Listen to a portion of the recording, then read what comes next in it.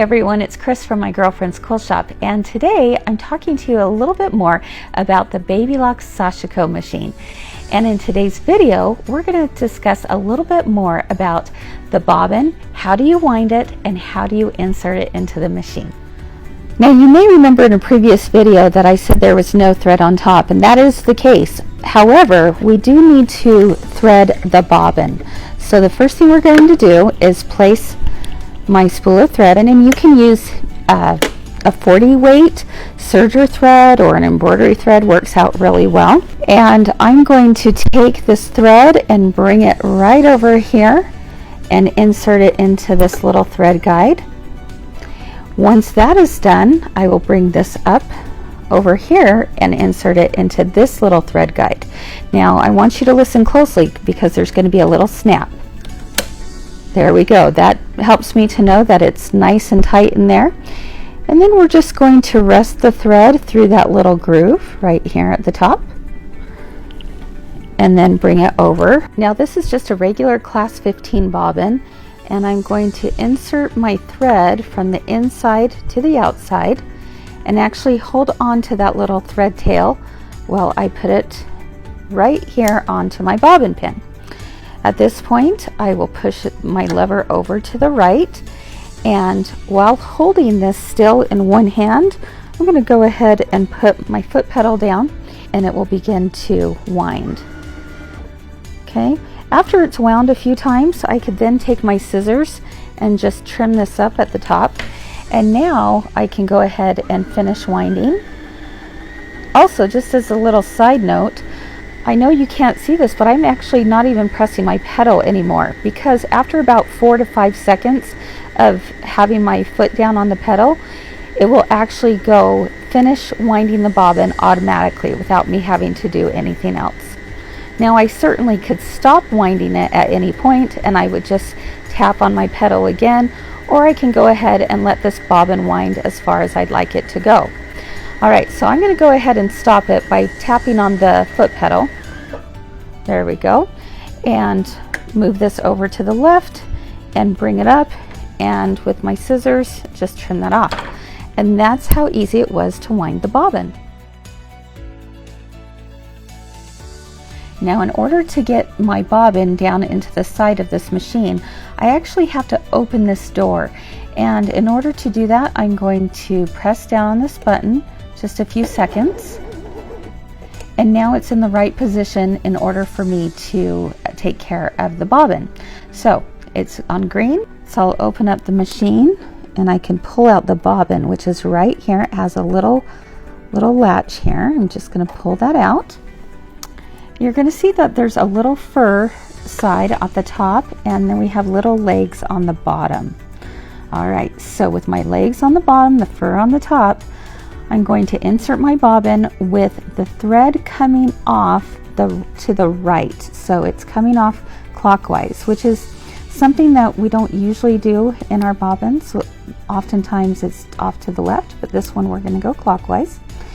And it's going to spin around until I can get to the little notch right here in the bobbin case. Bring it down and lock it into place right there. At this point, what I want to do is I'm going to take my thread and I need to just thread it right through those two holes, all right through those two little legs there. And I'm going to do that from the inside of the bobbin to the outside. So let me just run that through. And there we go. My bobbin is now inserted into the little bobbin case. Now that this is inserted, I want my legs to go down, and I'm going to hold on to that little lever so that it locks my bobbin into place. It's not going to fall out. Again, notice the little fur. You don't want to cut that away. You always want to make sure that's still intact. And we're going to insert this in here by doing so at an angle. I know this is going to be kind of tough to see, and then turning it to the left until it clicks into place. All right, so again, the fur's at the top. I inserted it just at a little bit of an angle switched it over, turned a little bit slightly over to the left, and it just snapped into place. Now I have my thread I'm going to hold with one hand.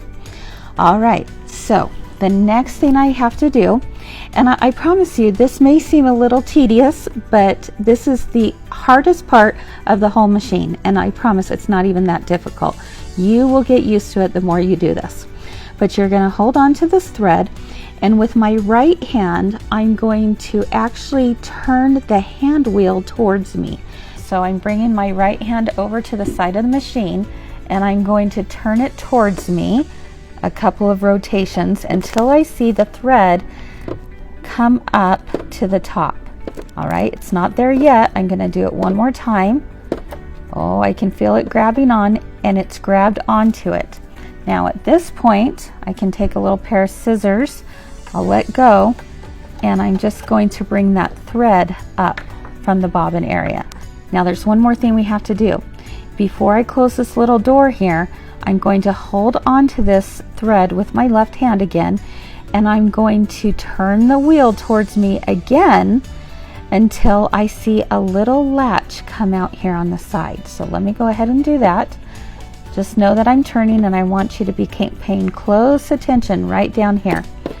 All right, so I'm turning the hand wheel towards me, and it didn't catch it, but there it is. Do you see how the thread is caught onto that little finger right there? That's exactly what we want. All right, so you can see the thread has been caught. That's what you're looking for. Now with the thread caught, I'm going to take my right hand while still holding on to the thread with my left hand, and yes, this little lever is swinging out.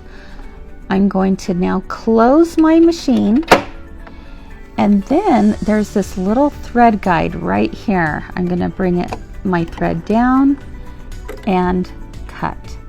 All right, so it's always important that the thread is pulled tight to the back, and that's where you start your project. So with that, your machine has been threaded, and that's how easy it is. It's really not that difficult. At first, it may seem a little overwhelming because it's something that's so different from what we typically do with sewing machines. But I promise you, do it a couple times and you will have the hang of it in no time flat. It really is that simple. So without any further ado, let's go ahead and start having some fun with this machine, shall we? In our next video, I'll show you a little bit more about the Sashiko. You can find your Baby Lock Sashiko at My Girlfriend's Quilt Shop and mygirlfriendsquiltshop.com.